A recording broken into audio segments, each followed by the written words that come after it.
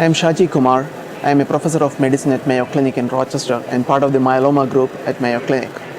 I am here at the annual meeting of the American Society of Hematology, and I am presenting the results of a phase 2 clinical trial that we conducted at the Mayo Clinic. Now, as many of you have seen from the past meetings, MLN9708 is a new proteasome inhibitor that is available or bioavailable orally. And that's a significant change given the fact that all the proteasome inhibitors we have been looking at so far have been given intravenously or subcutaneously. Now, we all know the proteasome inhibitor is a very important class of drugs in the treatment of multiple myeloma, and to have a drug that can be taken by mouth significantly adds to the armamentarium we have, and not only that, it also adds to the convenience from a patient standpoint. Now, the previous studies that have been done, both the phase 1 studies looking at the once a week schedule as well as twice a week schedule of the MLN9708, clearly demonstrated that this is an active drug with an activity that is fairly comparable to what we would have expected from bortezomib. Now, we wanted to take this a step ahead by doing a separate trial looking only at the patients who have not been exposed significantly to the proteasome inhibitor class of drugs. Now, many of the patients that went on the initial trials had a significant amount of bortezomib-based therapy. So we wanted to look at a group of patients who are relatively naive in terms of their bortezomib exposure. So we designed this trial to enroll patients who either have not been treated with bortezomib, or if they have been treated, they have received less than 6 cycles of therapy. So we enrolled a total of 32 patients to this phase 2 trial, specifically focusing on this patient population. The patients were enrolled over a period of about a year. If you look at the type of patients that went on the study, it's very similar to other relapse studies out there, except for the fact that these patients have not been exposed to a significant amount of bortezomib. The median time to going on the study from the diagnosis was about 5 years. And these patients had seen a median of 2 therapies, but all the way up to 7 therapies in some of them.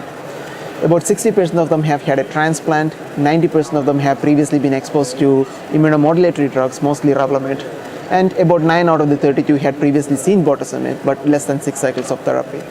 About 20% of the patients had high-risk features based on their FISH studies. So the design was that we would start treating them with the MLN9708 as a single drug, and if we did not get a minor response after 2 cycles, we actually would add dexamethasone to it. Or else if they did not get a partial response by the end of the 4th cycle, we would add the dexamethasone.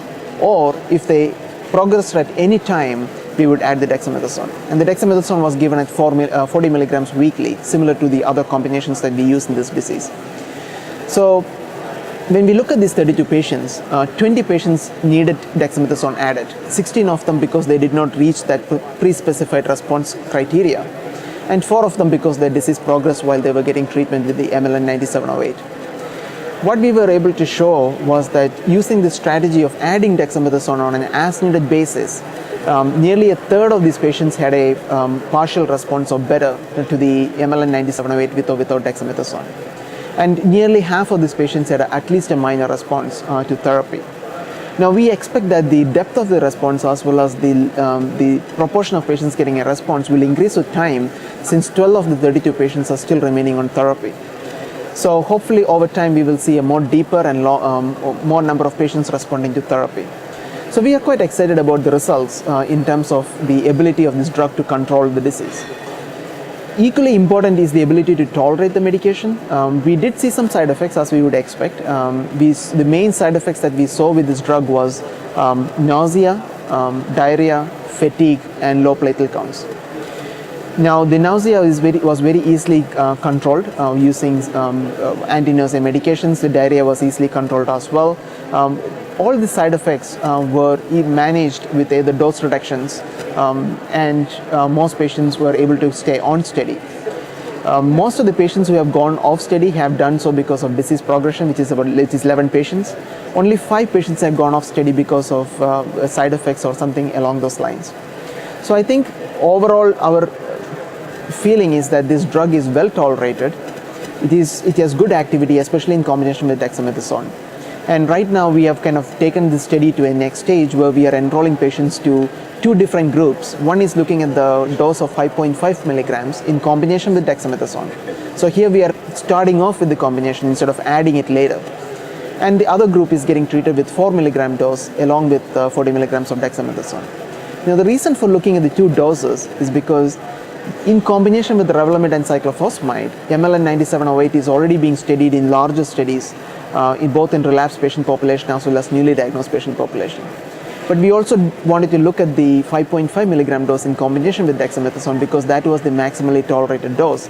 So we wanted to make sure we are also examining the best dose to see what is the maximum efficacy we can find from this. So those studies ongoing. And I think as a whole, the MLN9708 is moving forward rapidly. The phase 3 trial that looked at the MLN9708 in combination with lenalidomide and dexamethasone is almost finishing accrual. The newly diagnosed patient study, which has a similar design, is just starting to accrue. So I think there are, again, more results that will be presented in the future, and we sincerely hope that the drugs in this class will make it to the clinics, which will certainly improve the opportunities and the options for patients with this disease.